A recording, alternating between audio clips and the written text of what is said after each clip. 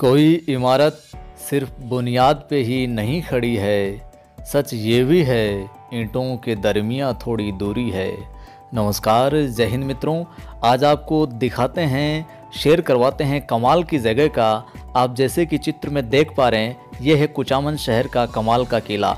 इसके अंदर क्या कुछ है वो भी आपको बताएंगे और क्या कुछ इसका इतिहास है वो जानेंगे आप। सुनिए कुचामन के किले की कहानी मुकेश सर की जुबानी।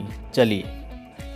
नमस्कार मित्रों, इतिहास के पन्नों में उनका कद बड़ा है जिन वीरों ने मानवता के लिए लड़ा है। तो कुचामन के किले के इतिहास में मित्रों, इसका इतिहास 9वीं शताब्दी से शुरू माना जाता है। एक भव्य एवं सुदृढ़ दुर्ग माना जाता है। निर्माण की बात करें तो प्रामाणिक जानकारी नहीं है, परंतु स्थानीय लोगों के अनुसार, स्थानीय इतिहास के अनुसार मेड़तिया शासक जालम सिंह जी ने वनखंडी नामक महात्मा के आशीर्वाद से इस पहाड़ी पर इस किले का निर्माण करवाया था। आज भी उस वनखंडी महात्मा का धोना इस पहाड़ी पर विद्यमान है। और मित्रों, आपको बता दें कि ये जो महात्मा का वनखंडी का जो स्थान है वो सबसे ऊपर रखा गया है, यानी बाकी जितनी भी सारी इमारतें हैं उस धोने से नीचे बनी हुई है। ऐसा भी कहा जाता है कि जयमल के वंशज रघुनाथ सिंह जी ने घोड़ों को हराकर ये क्षेत्र जीत लिया था और इस पर अधिकार कर लिया था।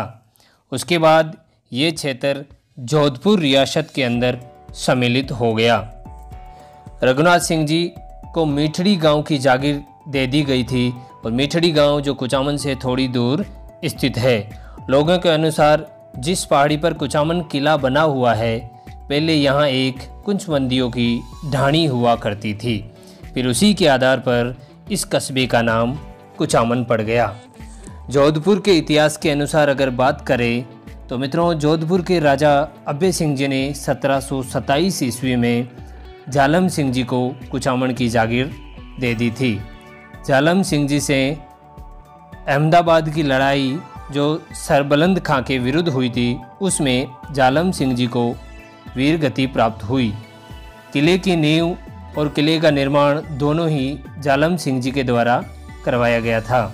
इस किले को जागीरदारों के किलों का सिरमौर किला भी कहा जाता है और ऐसा कहा जाता है कि जागीरदारों के पास ऐसे किले बहुत कम मिलते हैं। केवल यही किला है जो किसी जागीरदार के द्वारा इतना बड़ा बनाया गया हो।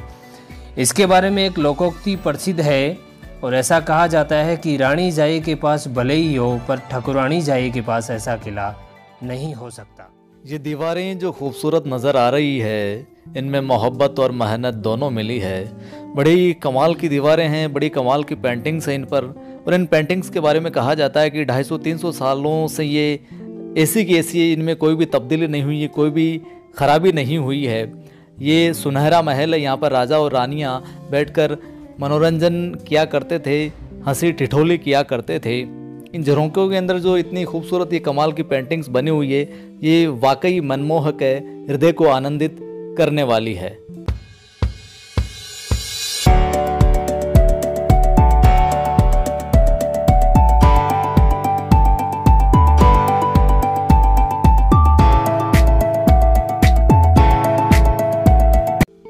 इन पेंटिंग्स के बाद में हम बात करते हैं, ये जो रानियों के लिए एक जल क्रीड़ा के लिए बनाया गया था तरणताल, यानी यूं कहें कि एक स्विमिंग पूल था। यहाँ पर रानियां हैं जो क्रीड़ा करती थी, स्नान वगैरह करती थी। और ये जो चेयर देख रहे हैं, यहाँ पर दोनों तरफ रानियां बैठती थी और बीच में है जो राजा बैठता था। छत के ऊपर ये बड़ी ही कमाल। मित्रों, ये है सभा महल।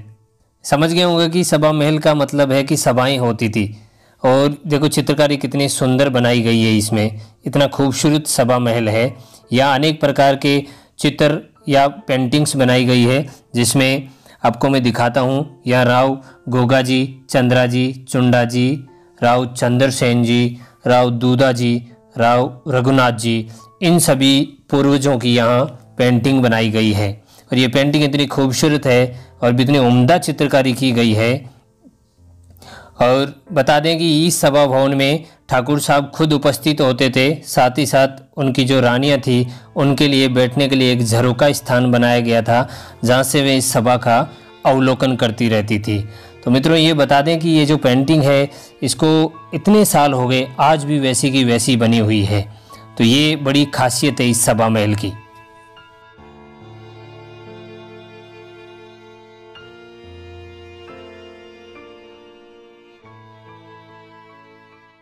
अब जो यहाँ पर आप देख रहे हैं दीवाने खास है, यहाँ पर जो जागीरदार वगैरह राजा लोग वगैरह होते थे वो यहाँ पर जो अपनी राजनीतिक कूटनीति वाली सभाएं होती थी, मीटिंग जो होती थी, या यूँ कहें कि युद्धों की जो रणनीति होती थी वो बनाते थे। और यहाँ पर जो रानियाँ झरोके में बैठती थी, लेकिन राजनीतिक जो कार्यक्रम होता था, मीटिंग्स होती थी, उनके अंदर वो हिस्सेदारी नहीं करती थी। आगे बढ़ते हैं व्लॉग के अंदर। अब यहाँ पर जो आप देख पा रहे हैं यह है स्वर्ण महल, यानी कि राजा का ये निजी कक्ष था। और राजा यहाँ से क्या करता था कि जो कुचामन शहर का, कुचामन कस्बे का सारा दृश्य है, वो जो झरोका दिख रहा है आपको, खिड़की दिख रही है, उसके अंदर से सारी की सारी नगरी को आसानी से देख पा रहा था। खिड़की के अंदर से ये कुचामन शहर का सारा नज़ारा है जो राजा अपने निजी शयन कक्ष से देख सकता था। मित्रों, ये जो दृश्य देख पा रहे हैं ये है चमेली चौक। ये चमेली चौक ऐसी जगह थी जहाँ नाच गाने हुआ करते थे, साथ ही साथ शतरंज खेलने की भी जगह थी ये। और शतरंज खेलने पे यहाँ गोटियों से शतरंज नहीं खेली जाती थी मित्रों, यहाँ शतरंज खेलने हेतु दासियों को दांव पर लगाया जाता था। ये उन खास मेहमानों के लिए होता था जो राजा जी से मिलने के लिए या राजा जी के काफ़ी खास हुआ करते थे। मित्रों, ये जो जगह देख पा रहे हैं ये काल कोठरी हुआ करती थी जहां अपराधियों को सजा दी जाती थी। आपने सुना होगा कि जेल में रहते हुए चक्की पीसनी पड़ती है, तो ये आप प्रत्यक्ष प्रमाण देख पा रहे हैं जहां अपराधी चक्की पीसा करते थे, उनको ऐसी सजा दी जाती थी यहाँ। मित्रों, ये जो देख पा रहे हैं जलजौर कुंड कुचामन फोर्ट में, यहाँ विपरीत परिस्थितियों में रानियाँ इसमें जल में कूदकर प्राणों की आहुति दे देती थी ताकि दुश्मनों से बचा जा सके। मित्रों, ये जो जगह आप देख पा रहे हैं बड़ी खूबसूरत जगह है, इसका नाम है शीश महल, जहाँ रानियाँ अपना श्रृंगार किया करती थी। और यहाँ जो कांच लगे हैं मित्रों, ये सारे कांच बेल्जियम से लाए गए हैं, बेल्जियम से लाकर यहाँ लगाए गए हैं।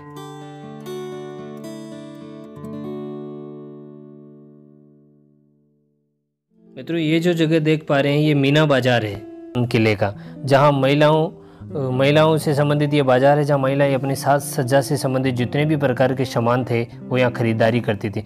और मित्रों, देख पा रहे हैं कि ये अलग अलग कक्ष बने हुए हैं, यानी जिस प्रकार की दुकानें हुआ करती थी उस प्रकार के अलग अलग कक्ष बने हुए हैं जहाँ से महिलाएं और रानियाँ, दासियाँ सभी खरीदारी किया करती थी। देखो कितनी खूबसूरत जगह बनाई गई है, देख पा रहे हैं आप। मित्रों, ये जो देख पा रहे हैं शिवलिंग है, लेकिन ये ऐसा एक अद्भुत शिवलिंग है जहाँ पूरा शिव परिवार के जितने भी शिवलिंग है वो यहाँ स्थापित किए गए, यानी 9 शिवलिंग स्थापित किए गए हैं। बाकी जगह पे अपन जनरली देखते हैं कि एक केवल शिव का ही शिवलिंग लगाया जाता है। ये एक अद्भुत जगह है। वीडियो की शुरुआत में वनखंडी महात्मा का जो जिक्र किया था हमने, ये जो धुनी देख पा रहे हैं ये उन्हीं वनखंडी महात्मा जी की धुनी है। ऐसा कहा जाता है कि जो जालिम सिंह जी थे वो जा रहे थे, इस पहाड़ी के पास से गुजर रहे थे, तो धुनी के ऊपर आग जलती हुई देखी, तो वो यहाँ पर आए और यहाँ पर जो महात्मा थे आंख मूंदे हुए समाधि में लीन थे, तो उन्होंने सीधा ही जालिम सिंह का नाम पुकारा। तो जालिम सिंह ने पूछा और सोचा कि महात्मा जी आपको ये मेरा नाम कैसे ज्ञात हुआ, हम तो आज से पहले मिले ही नहीं कभी। तो उन्होंने कहा कि ये मेरा प्रताप है, ये मेरा आशीर्वाद है, तुम्हें कहीं जाने की और भटकने की आवश्यकता नहीं है, यहीं पर तुम अपना है जो खुद का किला बनाओ और यहाँ पर शासन करो। और इसी के साथ में आशीर्वाद स्वरूप उन्होंने 3 वचन भी मांग। पहला कि यहाँ पर जो ये मेरी धुनी है, यहाँ पर आसपास में महिलाओं का जो प्रवेश है वो नहीं होना चाहिए। दूसरा, यहाँ पर जो कारीगर का काम है या यूँ कहें कि करनी है जो हमेशा चालू रहनी चाहिए, तो यहाँ पर निरंतर है जो काम है जो चलता रहता है। उस ज़माने में काम इस प्रकार चलता था, रात में काम नहीं होता था, लेकिन जो मजदूर वर्ग थे उनकी जो हाजिरी है या यूँ कहें उनका जो तनख्वाह है वो मिलती थी। और तीसरा कि राजा तुम यहाँ पर अपनी एक झोंपड़ी बनाना ताकि तुम्हें याद रहे कि तुम्हारी औकात क्या है, तुम पहले क्या थे। और 7 पीढ़ियों तक नींव में पत्थर लगाए गए, 7 पत्थर लगाए गए। उससे जो जालिम सिंह की 7 पीढ़ियाँ थी उनमें किसी भी प्रकार की कमी नहीं आई और दिनों दिन वो फलती फूलती रही। तो साथियों, कैसा लगा ये कुचामन के किले का इतिहास, इसकी जानकारी कमेंट करके बताइएगा। अच्छा लगा तो वीडियो को लाइक कीजिएगा और चैनल को सब्सक्राइब करके बेल आइकन को क्लिक कर लीजिएगा ताकि इसी प्रकार के ऐतिहासिक स्थलों की जानकारी आपको मिलती रहे। जय हिंद, वंदे मातरम।